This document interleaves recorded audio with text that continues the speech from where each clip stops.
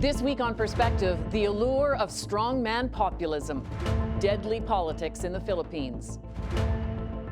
Philippine President Rodrigo Duterte has been called many things: a misogynist, a macho fascist, an authoritarian, a strongman. And even he compared himself to Hitler. Hitler massacred 3 million Jews. Now, there's a 3 million drug addicts. There are. I'd be happy to slaughter them. Duterte's so-called war on drugs, by many reports, amounts to slaughter. By the government's own count, in less than 2 years, some 4,000 people have been killed. Human Rights Watch estimates more than 12,000. And an opposition Philippine senator recently said the government's own numbers actually show more than 20,000 deaths. Catholic Church leaders in the country describe it as a reign of terror. Last month, the International Criminal Court launched an inquiry into evidence that Duterte is directly responsible for extrajudicial killings and mass murder. There have been protests against Duterte's rule. Thousands of mostly young people have marched in Manila and across the Philippines. Protests echoed in Ottawa last week and other cities across the globe.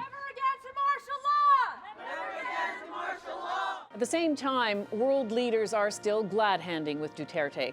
Just last November, the economic and strategic importance of the Philippines and all of Southeast Asia brought Prime Minister Trudeau to Manila, along with U.S. President Trump and China's Xi Jinping.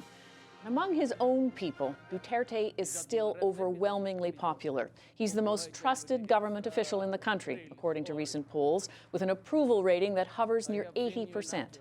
On the program this week, a closer look at Duterte's so-called war on drugs and the impact of his strongman rule, both at home and more broadly in Southeast Asia. We'll hear from a photojournalist documenting this story, as well as a scholar on Duterte and his politics. We'll also hear from a Filipino Canadian. But first, a perspective from someone who's witnessed this story firsthand. Carlos Conde is a former journalist and now a researcher for Human Rights Watch, based in the Philippines. I met with him recently in Toronto. How would you describe the situation in the Philippines now? In a word, dire. We have what we call a human rights calamity in the Philippines that's unfolding right now in the past almost 2 years now under the Duterte administration. And it is a situation where thousands and thousands of mostly poor Filipinos are being killed, their rights violated all across the country, but mainly in urban areas. And this is the worst human rights problem that we've had. So when you're documenting this kind of atrocity, the thousands of deaths, can you describe for me sort of what you see, what people tell you? Mainly that these operations by the police, let's focus on the police first, they just go to their homes, start ransacking houses, kicking down doors, arresting people, and in many instances, we were told that the police would shoot people on site and then later claim that the victims fought back. In some instances, we were told that the police would arrest somebody, bring him to another part of the house, and then a supposed firefight would ensue. And that, to us, we found in our investigation, the police claims of these victims fighting back is a lie. We've talked to people who said that the police would come in and just start shooting people. We were told, or we found out in our investigation, that the police and the authorities are also behind many of these killings by unidentified gunmen. In what way? In the way that the police allegedly have been organizing these hits and also are paying the gunmen themselves to so kill paying people. people to kill people. Yeah, exactly. And this is something that's happened not just now, but even before. This is ostensibly a war on drugs, is it? Well, it hardly qualifies as a war on drugs when most of the victims are really poor, really marginalized people who live literally off the sewers. And yet those who are identified as big-time drug syndicates or drug lords, as we call them in the Philippines, are left unscathed. Human Rights Watch estimates that 12,000 people have been killed. Yeah. The government says something about 4,000, perhaps. Yeah. Help me understand the difference. Okay. So even if we take the government's word that it's just 4,000, that's still a lot of people killed in a way that violate their rights, in ways, in circumstances that clearly did not follow due process. The claim that we made, and also other human rights groups have made, and also credible news organizations have made, that there are 12,000 victims now. That's based, in fact, on the government's own statistics. Mm-hmm. Because in October, they said that there have been, at the time, 7,000 people who've died in this drug war. So groups estimated, based on that data, that by now it has reached 12,000. Now, even some quarters in the Philippines are saying that 12,000 is a conservative figure. One senator in the Philippines, Filipino Senator Trillanes, claimed last week that according to the government's own documentation itself, the victims may now be more than 20,000 people. Are people in those poor communities within the urban centers that you describe, I mean, is it waking up in the morning and seeing bodies in the street? Is that what it is? It is what it is.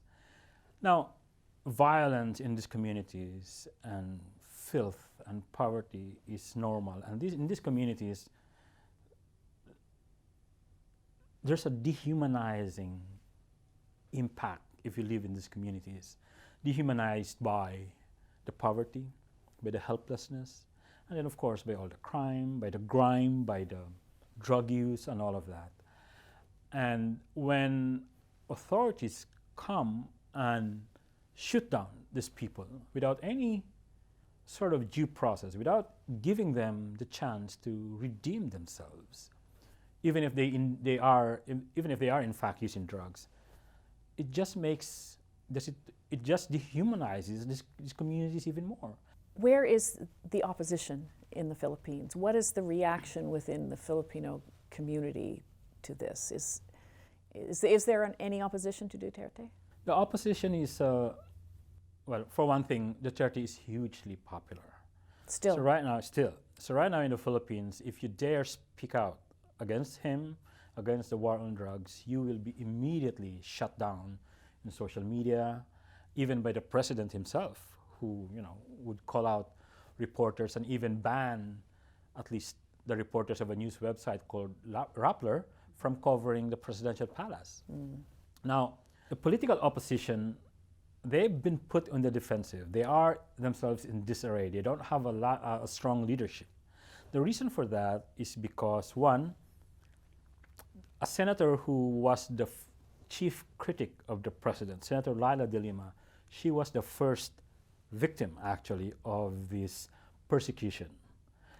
Now, in fact, on the 24th this week would be her first year in detention on trumped-up charges. She was accused of being behind drugs and all of that, and the government has not shown any evidence to support the charge. Her arrest and detention, however, sent a warning to politicians in the Philippines that if you criticize Duterte, you could be in trouble yourselves. So the result of that is a lot of these politicians in the Philippines have decided to just move to the political party of the president. If people are seeing their family members, their neighbors being killed on a scale somewhere between the range of, in the range that you describe, why is it that Duterte is still so popular? It's a combination of fear. It's a combination of fear and also this notion that since he is so different from all the other politicians, Filipinos right now may have this sense that they are more secure, that they are safer in these communities, but that is born out of, the perception that what we need is a tough leadership, that what we need is a strongman kind of leadership, and that, you know, civil liberties and human rights be damned. And that is, I think, that contributes to his popularity, not to mention the fact that Duterte's social media supporters on Facebook and Twitter are really this relentless, vociferous, you know, purveyors of his ideas, and also they shut down criticism. How do you think this is going to end? Well, a large section of the Philippine population will be scarred by this. We're now talking about families of victims that are helpless, that are suffering from psychological trauma that they don't get help from the government for it. Civil society organizations, religious groups, they're the ones that are stepping up to provide this kind of help to the victims, to the families of the victims. And keep in mind, the victims are not, you know, zombies as the president would want to depict them. These are people. The drug problem in the Philippines is not the same as a drug problem probably in other countries where drug use is more kind of a leisurely luxury or what. Drug use in the Philippines, many of the drug users in the Philippines are rickshaw drivers who use these drugs so that they can work longer hours. Many of the fathers that you see that are being gunned down, and even their children that are being gunned down because they were selling drugs, they were doing it so that at the end of the day they can have something to feed their families. This is an economic problem, and this is a public health issue. This is not simply a law enforcement problem. And we hope that the government will see it that way so that it can, you know, institute programs to address that through those perspective. And we're afraid because, again, as I mentioned, whole section of the Philippines is scarred by this drug war, and you know, they'd be, I can't even begin to imagine what would their life be like 5 or 10 years from now because of what's happened. Yeah. Thank you so much for your insight into this. Thank you so much, Alison, for having me.